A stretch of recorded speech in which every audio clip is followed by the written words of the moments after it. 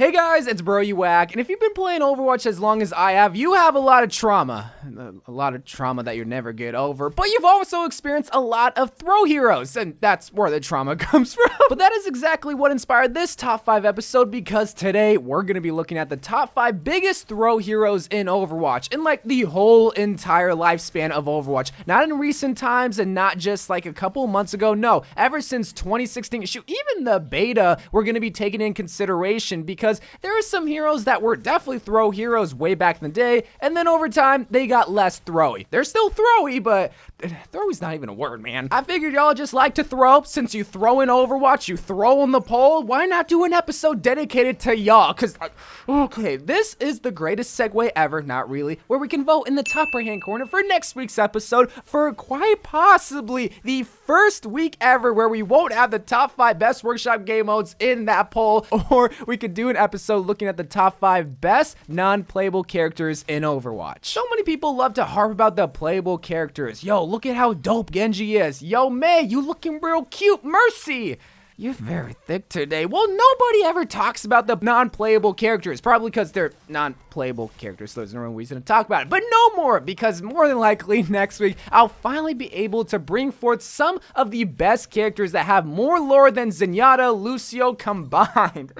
Oh man, there's so much lore needed. But before we even do that, we have to look at the lore of these heroes that have the biggest throw history in Overwatch. And a hero just isn't a throw hero based on how good they are in the meta, but once you see this hero picked, and if you look like this type of person when that hero is on your team, more than likely it would be considered a throw hero. And not just in recent meta memory, but also in the whole entire lifespan of Overwatch. Let's get on to it. Starting us off at number 5 is going to be a hero that no doubtedly has been receiving a lot more love recently, not just with the meta, but also with his own skin challenge. So what makes him a throw hero? Well, just stick with me, but at number 5, it's gonna be Bastion. This is why it's so important to consider the whole entire history of Overwatch, but especially at the beginning days of Overwatch, Bastion was not good. Maybe with a Reinhardt, but that meant that someone on your team not only had to play a tank that they probably didn't want to play to begin with, but also has to protect you?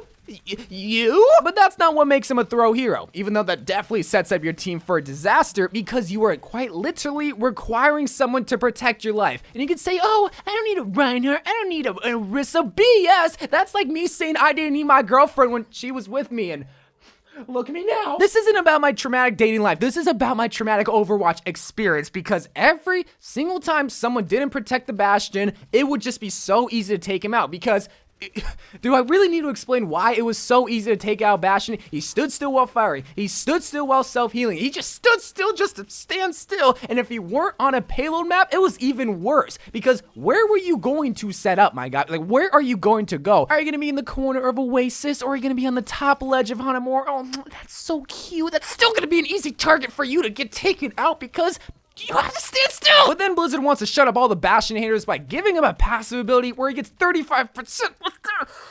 And then it got nerfed to 20%, so it wasn't all that bad. And now he's a standard hero. But if you try to run Bastion on anything but a payload map like Dorado or Eichenwald or anything with a control or 2 CP involved, it's gonna be a bad time. But while Bastion's been looking very more appealing recently, there has been one hero that dreads me to say this, but has been looking extremely doo-doo in recent memory. And it sucks, because she was, if not the most meta hero at one point, but now it's so bad because of the recent nerfs that I have to put her at number 4.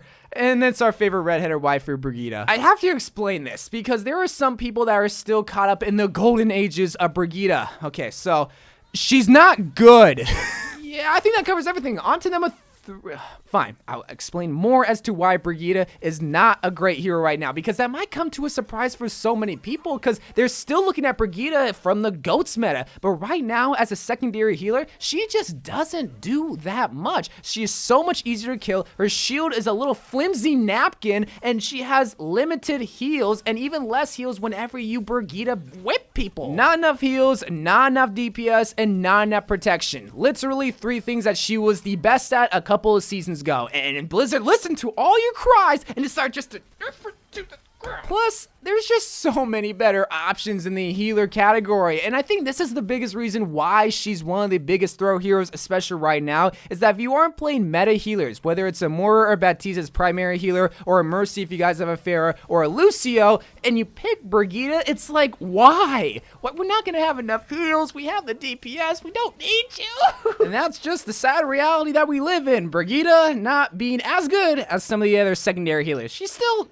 I'm not even gonna try to talk about this anymore. On to number 3. You ever have those players that just one-trick a hero that make you want a toaster bathtub? Yeah, those suck. You ever have a Haman one-trick in your game? Those just make you want a toaster bathtub into the ocean, bruh. Number 3 biggest throw hero, it's Haman or Wrecking Ball, whatever you want to call it. I understand why people want one-trick Haman. He is the cutest hero in the game. He beats out Mei as terms of the cutest hero in Overwatch. That just goes to show that I love this hero. But man... Man, does he get stopped by so many people throwing a Somber Hack, a Mei Freeze, Symetra turrets, or a Roadhog hook, or a Brigitta. You see the problem here? He gets CC'd so much, but oh, that doesn't matter to the Haman one-tricks because they think he's cute and they think that nothing can stop him, so they're gonna go and power drive the back line while you're over there crying for the Haman to get off him, and then you realize, oh wait, he's not in voice chat. He can't even speak because he's a hamster. Is it the player's fault or is it Haman's fault? And like, dog, I think it's both at this point. Players need to stop being so stubborn when it comes to this cute, cuddly, adorable hero. Yes, I understand that you have a hard-on for a hamster. That's pretty freaking weird, but you just can't, alright? And Hammond, who allowed you to go into the battlefield? Where did you get that big wrecking ball from? Lowe's? They don't have wrecking balls. I checked. This is going so off topic. Why is he a throw hero? Oh yeah, because he gets stopped by literally everybody and their grandma. That doesn't mean he's not good, but the fact that there's just so many things stopping him makes him one of the biggest opportunities for a throw hero. And especially right now in this double shield meta, just go double shield, because that's the freaking, it's in the name, Hammond. Do you have a shield? He technically does, but... just move on. Looking at the top 2 biggest throw heroes on this list, it's extremely important that you realize that we're looking at the whole entire timeline of Overwatch, because right now in this current meta, one of these heroes is really freaking good. It is not at all considered a throw. You're throwing if you don't play this hero. But in the beginning days of Overwatch, in the middle days of shoot, even 2 months ago, this hero was a throw hero. But she's not as bad as number 1. So at number 2, it's Symetra. How many times have you cried about a Symetra one trick? How many of you sim mains have been blamed for the reason why you lost the game? Is it just a coincidence?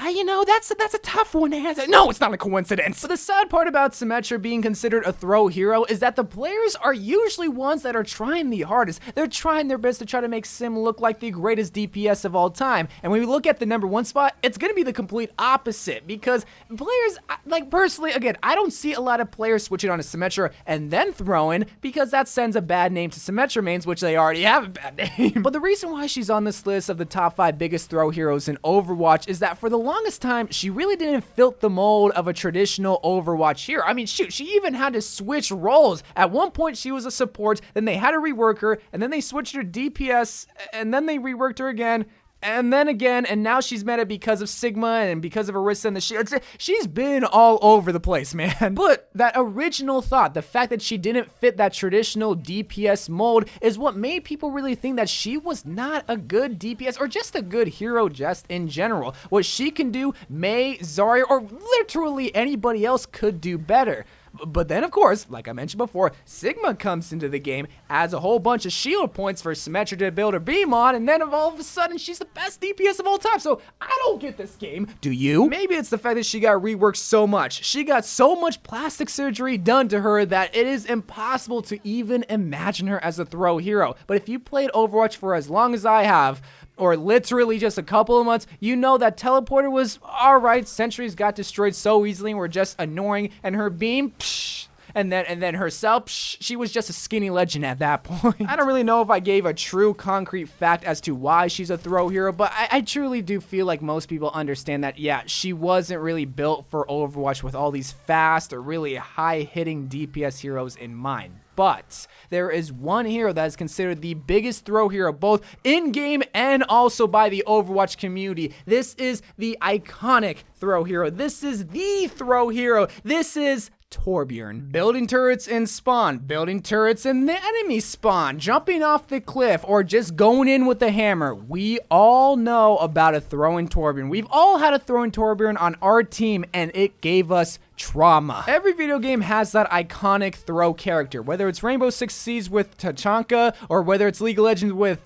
Teemo or Draven. I don't really play League, but Overwatch's throw hero that you see all over YouTube with those montages of people just crying in competitive games, it's Torbjorn. Everybody knows it, everybody understands it, and nobody questions it. Now, yes, a majority of the blame does go to the community for making Torbjorn the throw hero, but he's just so quirky, so different that, of course, he's gonna be the throw hero. But you also have to look at his toolkit, his character, way back in the day, and realize how bad he was, man. Another defense hero, but especially this hero, he is the iconic defense hero where his turret is stationary, literally built for a defense. And when you see him on attack, you know you're not gonna win. His rivet gun was not at all that good, but the iconic feature that made him just as bad not worse, was his hammer, either to build up turrets or just to smack you with it, or maybe smack the enemy. If he had his hammer out, more than likely he was throwing. But if nobody insta-locked Torbjorn, and more than likely no one did because they realized he wasn't all that good and the game wasn't going your way, someone was going to switch onto Torbjorn and start jumping off the cliff. And everybody has witnessed it, and maybe you've even done that, and shame on you. But no matter how much they rework Torbjorn or even Symetra or any of these heroes, that image of a throw hero will forever be with them, and they cannot ever shy away from that, and they're gonna have to admit, yes, I once was a throw hero. But anyway, guys, I love you guys. Thank you guys for watching. And like for most of these top 5 videos, I want you guys to comment down below what you think is the biggest throw hero in Overwatch. And I'll see you guys next week for hopefully a top 5. I'm not getting my hopes up. I love you guys, and bye.